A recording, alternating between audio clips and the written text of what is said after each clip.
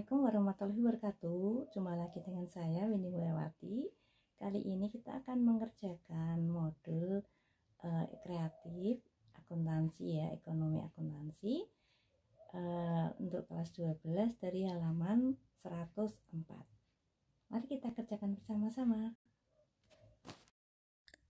Data penyesuaian untuk 31 Maret 2021 sebagai berikut. Yang A, menurut perhitungan fisik, persediaan barang dagang per 31 Maret 2021 sebesar Rp10.177.500. B, menurut perhitungan fisik, perlengkapan toko yang masih ada senilai Rp127.500. C, perlengkapan kantor yang terpakai senilai Rp292.500. D, asuransi dibayar di muka untuk 1 tahun. Dibayar tanggal 31 Desember 2020. Menurut neraca saldo, asuransi dibayar di mukanya senilai Rp2.700.000. Lalu yang E, iklan yang sudah diterbitkan dinilai sebesar Rp900.000. Pada neraca saldo, iklan tercatat sebagai beban iklan sebesar Rp1.350.000. Lalu yang F, peralatan disusutkan sebesar Rp750.000 yang dialokasikan untuk bagian kantor 70% dan bagian toko 30%. Lalu soal G, kendaraan disusutkan sebesar Rp7.500.000 dengan alokasi 60% untuk bagian kantor dan 40% untuk bagian toko. Lalu yang H, beban listrik dan air bulan Maret tahun tersebut, bagian toko sebesar Rp135.000 dan bagian kantor sebesar Rp165.000.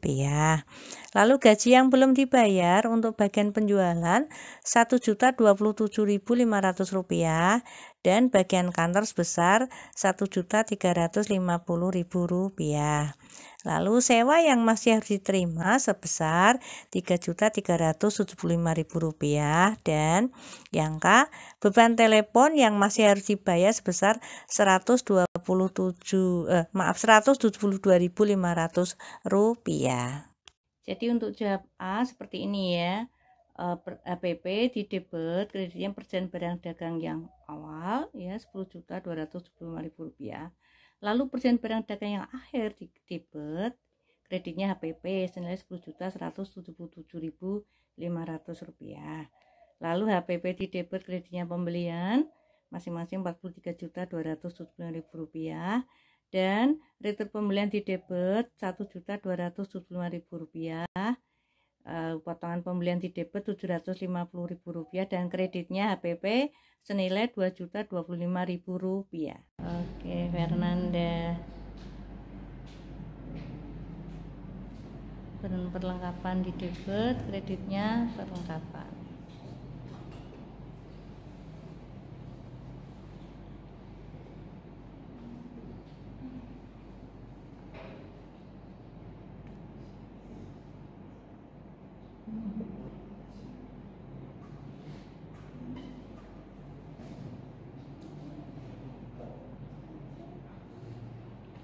Oke.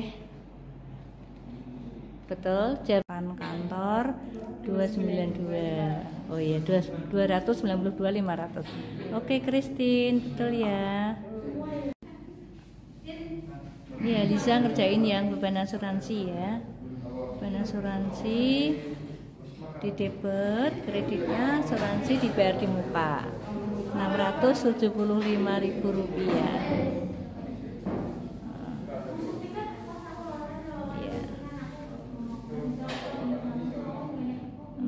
Rp675.000.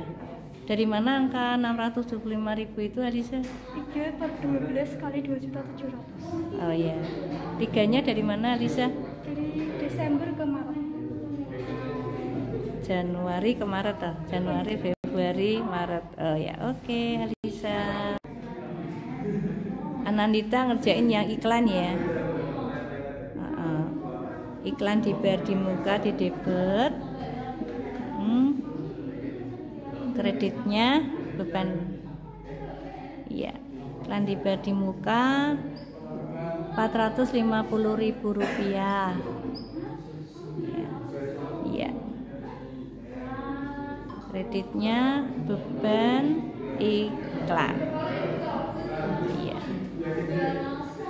Rp450.000. Dari mana angka Rp450.000, Kak Nandita? 350 dikurangi 900. Oh iya, jadi yang bukan merupakan beban ya. Oke.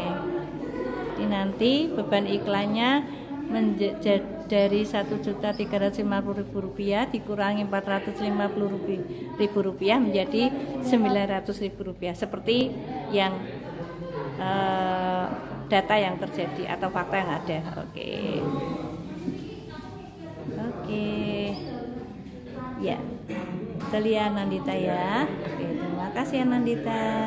Berikutnya untuk menjawab beban penyusutannya itu kan terbagi menjadi 30% untuk toko dan 70% untuk kantor. Maka bahan penyusutan untuk peralatan toko Rp225.000, lalu beban penyusutan peralatan kantor Rp625.000, dan kreditnya akumulasi penyusutan peralatan sebanyak Rp750.000. Yang berikutnya beban penyusutan kendaraan toko juga sama 40% ya, 40%-nya berarti Rp3 juta, dan penyusutan kendaraan kantor 60%-nya yaitu Rp4.500.000. Jadi kreditnya akumulasi penyusutan kendaraan Rp7.500.000. Lalu yang berikutnya lagi listrik, beban listrik air dan beban listrik dan air untuk toko Rp135.000, beban listrik dan air untuk kantor Rp165.000. Kreditnya utang listrik dan air Rp300.000 karena ini belum terbayar. Oke. Nah, ini soal berikutnya. Gaji bagian penjualan di debit Rp1.027.500, gaji bagian kantor Rp1.350.000. Jadi gaji yang belum terbayar atau gaji yang masih harus dibayar senilai Rp2.377.500. Lalu kita masih punya hak untuk menerima piutang sewa senilai Rp3.375.000. Maka piutang sewa di debit Rp3.375.000, kreditnya pendapatan sewa Rp3.375.000. Yang terakhir masih punya tanggungan telepon senilai Rp172.500, maka beban telepon Rp172.500, kreditnya beban terutang Rp172.500, dan dijumlah pada akhirnya sama Rp82.200.000 seperti ini. Ini adalah jawaban untuk yang kedua, yaitu penyesuaian dengan pendekatan laba rugi.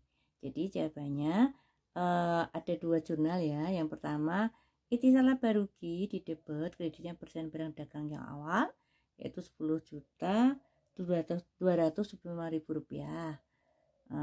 Masing-masing seperti itu. Dan yang kedua persen barang dagang akhir di debit, kreditnya itisal laba rugi masing-masing Rp10.177.500. Nah, jawabannya seperti itu. Tapi untuk yang lainnya B sampai K itu ya, persen untuk perlengkapan dan seterusnya itu sama ya, antara pendekatan HPP dan pendekatan laba rugi. Jadi kalau kesimpulannya ditanya bagaimana perbedaannya, ya perbedaannya kalau yang pendekatan laba rugi itu hanya menyesuaikan dan akhir dan awal saja, tapi kalau yang HPP itu ada komponen pembelian dan yang lain-lainnya seperti itu. Oke, udah selesai ya. Ya, tepuk tangan. Terima kasih sudah menyaksikan video ini.